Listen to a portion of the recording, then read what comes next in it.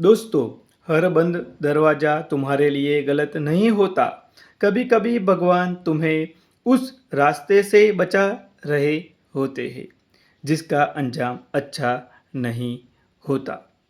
जो तुम्हें आज देर लग रही है दोस्तों, वही कल तुम्हारे लिए सबसे सही समय साबित होगा। हर चीज़ अपने समय पर ही खूबसूरत लगती है दोस्तों। अगर आज कोई तुम्हें नहीं समझ रहा तो दुखी मत होना। अक्सर कीमती हीरा पहले एक साधारण सा पत्थर ही होता है। याद रखो, तूफान हमेशा के लिए नहीं रहते। एक दिन यही दर्द तुम्हारा सबसे बड़ी ताकत बनेगी।